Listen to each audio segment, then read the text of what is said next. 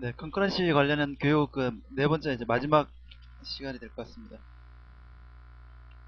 오늘은 전번 시간에 다 못했던 자바 유틸 컨커런트 패키지의 몇 가지 부분들만 살펴보면 되기 때문에 분량은 얼마 안 되기 때문에 금방 끝날 것 같습니다. 시간이 나오면은 다음 주 시험 볼 내용에 대해서 잠깐 살펴보도록 하겠습니다.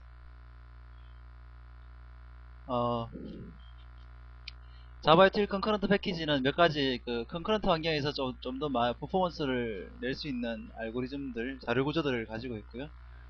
거기 관련해서 전번 시간에 얘기했던 게 컨커런트 해시맵이라든가 카피 온 라이트 어레이 리스트 같은 이러한 특별한 자료 구조에 대해서 잠깐 언급을 했습니다. 컨커런트 해시맵 같은 경우는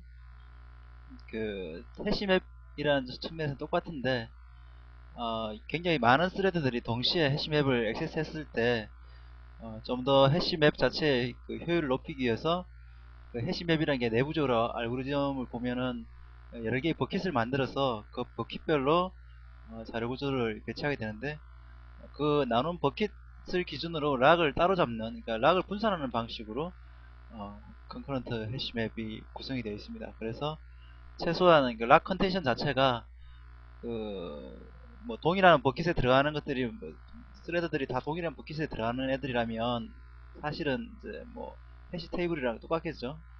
락을 똑같이 발생시킨다는 점에서는 똑같겠지만, 그러니까 뭐 해시맵에 컨커런트 싱크로나이즈드 컬렉션을 한 거랑 싱크로나이즈드 맵을 한 거랑 성능적으로 큰 차이가 없을 거라고 생각되지만은 대부분의 해싱 자체는 어느 정도 고르게 분포되어 있다고 가정할 수가 있고, 그렇기 때문에 동일한 데이터에 대한 어떤 경쟁이 아니라면은 대부분의 경우에는 서로 다른 락을 잡을 가능성이 굉장히 높기 때문에 그만큼 컨커런시가 높아지는 거죠.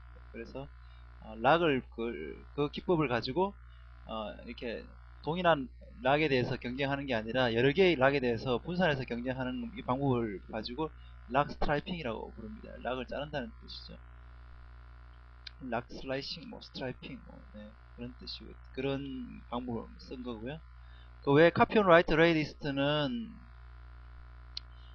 변경이 많지가 않다고 가정하고, 레이리스트에 대한 변경이 있을 때는 변경이 작기 때문에 그때는 아예 카피를 해서 별도의 그, 그 과정을 통해서 어타믹하게 그것을 이제 적용하겠다는 거죠. 그래서 카피가 일어나는 와중에는 이미 카피 되지 않은 것을 액세스할 수 있도록 뭐 그러한 방식으로 처리하는 방법이고요. 그래서 각각의 알고리즘 자체가 어떤 특성에 맞게 설계가 되어 있습니다. 뭐 알고리즘이란 것이 대부분 다 그렇잖아요. 뭐 간단한 예로 링크드 리스트나 어레이 리스트가 용량이 다르잖아요.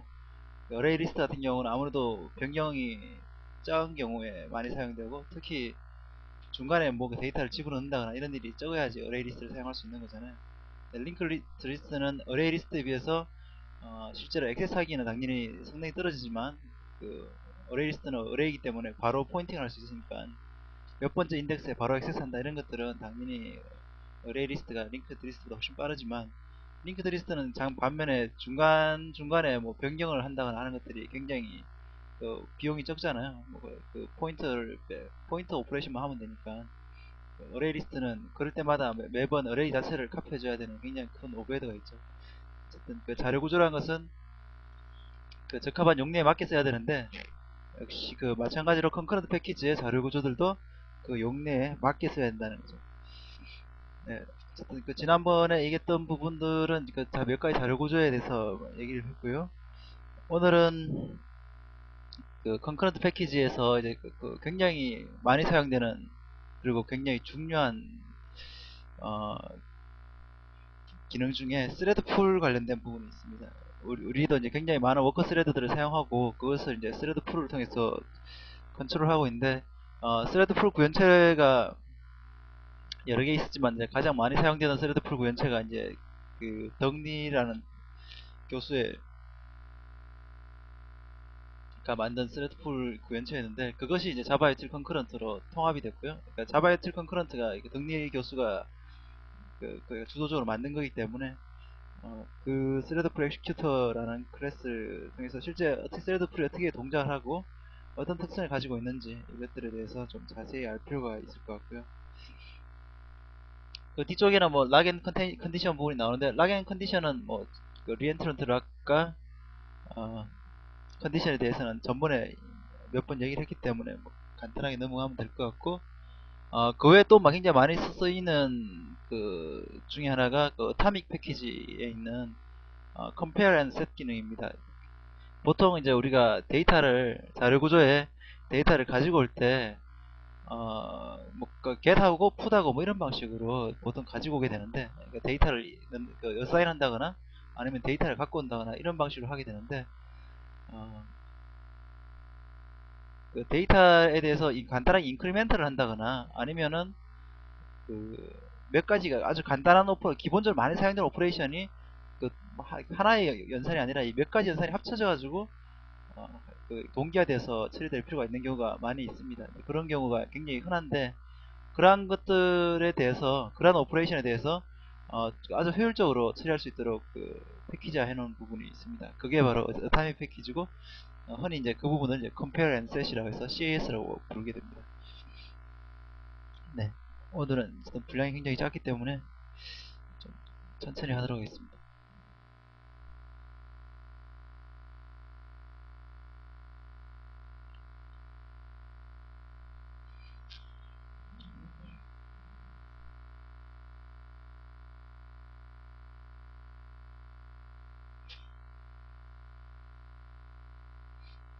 네, 스레드풀은 그 스레드풀 엑시큐터라는 클래스를 통해서 지원이 됩니다. 저번 시간에 잠깐 엑시큐터에 대해서 언급을 했었는데, 엑시큐터라는 것은 이제 러너블이나 콜러블 같은, 그 원래는 이제 자바는 기본적으로 스레드를 실행시키는 것들이 스레드라는 클래스가 있고 러너블이라는 인터페이스가 있는데, 러너블이 조금 불편했던 게 퍼블릭 보이드런 이렇게 돼 있는데 뭐 리턴 값도 없고 익셉션도 안 던지기 때문에 그것이 약간 불편해서 콜러블이라는 그 인터페이스를 새로 정의를 했죠. 그래서 뭐 러너블이나 콜러블을 이제 같이 실행할 수 있는 걸 이제 엑시큐터라고 어, 정의를 했다고 저번 시간에 잠깐 언급을 했는데요. 그 중에 그 엑시큐터 중에 이제 스레드 풀 방식으로 스레드 풀에서 실행을 한다. 즉 스레드 풀에 있는 스레드를 통해서, 그러니까 풀링된 스레드, 일종의 워커 스레드라고 볼 수 있죠. 그것을 통해서 실행하는 방식을 제공하는 엑시큐터가 스레드 풀 엑시큐터가 되겠고요. 그 스레드 풀 엑시큐터는 몇 가지 이제 프리디파인된 그 헬퍼 클래스들을 갖고 있습니다.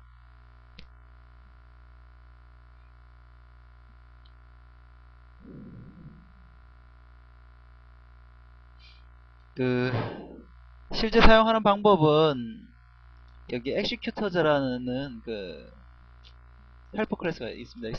그 보통 메소드들이 다 스태틱하게 정의가 되어 있고요.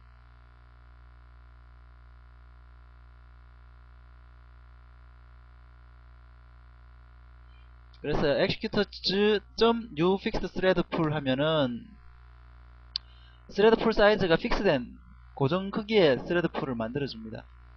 이게 new fixed thread pool의 특징은 코어 풀 사이즈랑 맥스 풀 사이즈가 같은 거고요.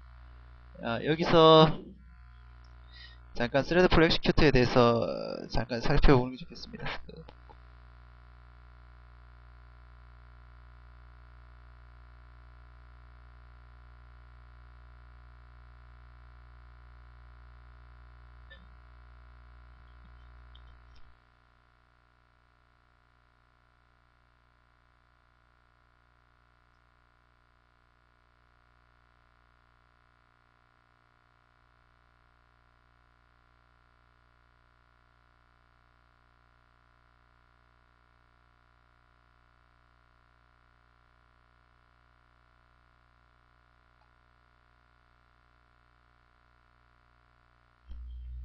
네, 자바5의 스레드 풀 엑시큐터 자바독 문서고요.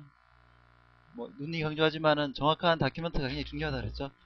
어, 랭귀지 스펙이라든가 이런 것도 중요하고, API를 사용할 때 항상 그 API 문서를 읽어보는 게 굉장히 중요하다고 얘기했습니다. 왜냐하면 내가 생각하지 않았던, 내가 평소에 안 쓰던 API 같은 것들이 있을 수가 있고, 그리고 API 자체에 전번에도 그런 얘기를 잠깐 하긴 했었는데, 메소드가 아주 정확한 시멘틱을 갖고 이름이 지어졌으면은 API 문서의 효용이 약간 떨어질 수 있는데, 좀 복잡한 환경에서 실행되는 API들의 그들은 그 문서화되어 있는 것들이 많이 있습니다. 정확하게 메소드 이름에서는 파악하기 어려운 어떤 시멘틱들이 그 문서에 보면 숨어 있는 경우가 많이 있습니다. 그리고 또 내가 원하는 어떤 그러한 것들이 다른 메소드로 제공되는 경우도 많이 있고 다른 클래스로 제공되는 경우도 많이 있기 때문에 평소에 할 때 API를 많이 관련된 것들을 찾아보고 연결된 부분들을 많이 읽어보는 게 중요합니다.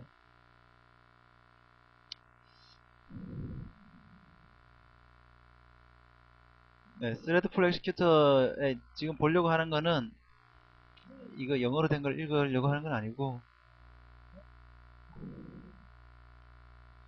컨스트럭터 일단 보려고 합니다. 컨스트럭터가 실제 스레드풀 엑시큐터가 어떤 데이터를 입력받는지를 보려고 하는 거고요. 그 각각의 시간의 그 의미에 대해서 잠깐 설명하겠습니다. 제일 아규먼트가 많은 게 맨 밑에 있는 놈이 이쪽이게 되겠네요. 제일 처음에 그 스레드풀 엑시큐터의 첫 번째 인자 중에 하나가 코어 풀 사이즈입니다. 여기 보면은 풀 사이즈에 관련된 게 두 개가 있죠. 코어 사이즈가 있고 맥스 사이즈가 있습니다. 코어 사이즈는 뭐냐면은 이 풀이란 것은 뭐냐면은 스레드의 개수죠. 스레드 풀이잖아요 지금. 그래서 스레드의 개수를 나타내는 거고 코어 풀 사이즈는 기본으로 유지되는 어떤 베이스 스레드 사이즈입니다. 스레드 개수입니다.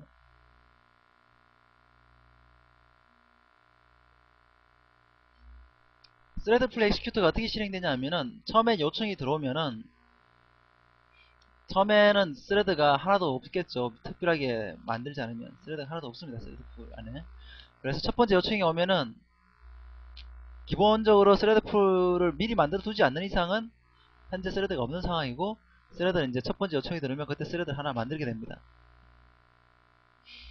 자, 그런데 이 스레드풀이 그 스레드풀 엑시큐터를 만들 때 코어 사이즈를 5라고 두고 그리고 이제 맥스를 10이라고 주게 되면 어떻게 동작을 하느냐 하면은 5개의 컨커런트한 어떤 요청이 들어오면은 첫 번째 요청이 들어오면은 첫 번째 스레드를 주겠죠. 그런데 그 워커 스레드가 금방 끝나가지고 아이들 다시 돌아왔어요. 그러면 두 번째 요청이 들어오면 아이들 한 놈이 있으니까 그 한 개의 스레드 다시 주겠죠. 새로 만드는 게 아니라 일단 이미 있는 놈 먼저 줄 거잖아요. 자, 그러고 난 다음에 쓰고 있는데 또 하나 요청이 들어왔어요. 그래서 지금 현재 하나가 이미 비지한 상황이기 때문에 새로 지금 하나밖에 없는데 하나를 이미 비지하게 쓰고 있으니까 새로 들어온 이 컨커런트한 요청은 워커 스레드에 대한 요청은 새로 하나 만들어야겠죠. 그런 식으로 해서 컨커런트한 요청들이 5개까지는 기본적으로 계속 만들게 됩니다. 물론 아이들한 게 있으면 아까 얘기한 대로 아이들한 걸 먼저 주겠지만 그렇지 않은 상황에서는 5개까지는 코어 풀 사이즈까지는 계속 만들게 됩니다. 코어 풀 사이즈는 한번 만들고 나면 코어 풀 사이즈까지 만들어진 스레드들은 어떠한 일이 있어도 줄어들지 않습니다. 5개는 기본적으로 일단 만들어지면 그 5개는 계속 이 스레드 풀이 존재하는 한 유지가 됩니다. 그래서 코어라는 뜻을 가지고 있고요. 그러니까 옛날에는 그 풀 사이즈, 미니멈 풀 사이즈, 그러니까 보통 이제 SQL 커넥션이라든가 커넥션 풀을 할 때는 미니멈 풀 사이즈라는 표현을 쓰잖아요. 그런데 얘는 그런 뜻이 아니라는 거죠. 지금 이게 의미가 완전히 다릅니다. 미니멈 풀 사이즈는 어떤 의미를 가지냐 하면은 최초에 몇 개를 만드느냐에 대한 풀 사이즈를 얘기하는 거거든요. 그때는 스레드 풀에 대해서 만약에 민풀 사이즈를 2라고 줬다. 자, 민풀 사이즈를 2로 주고 맥스를 10으로 줬다. 그러면 시작하자마자 2개를 만들어요. 기본적으로. 그리고 2개까지 기본적으로 만들고 계속적으로 증가를 시켜가지고 최대 10개까지 만드는 게 보통 민풀과 민 사이즈와 맥스 사이즈의 의미인데 스레드풀 엑시큐터도 민 사이즈를 줄 수는 있어요. 민 사이즈를 내가 받지는 않지만 그런 시멘틱을 만들 수는 있어요. 내가 어떻게 만드냐 하면은 2개를 미리 만들면 되죠. 그죠? 여기 이제 API 중에 크리에이트 하는 게 있어요. 크리에이트 하는 게 있는데 거기서 이제 만약에 코어 풀 사이즈가 민 풀 사이즈보다 크다. 그리고 민 풀 사이즈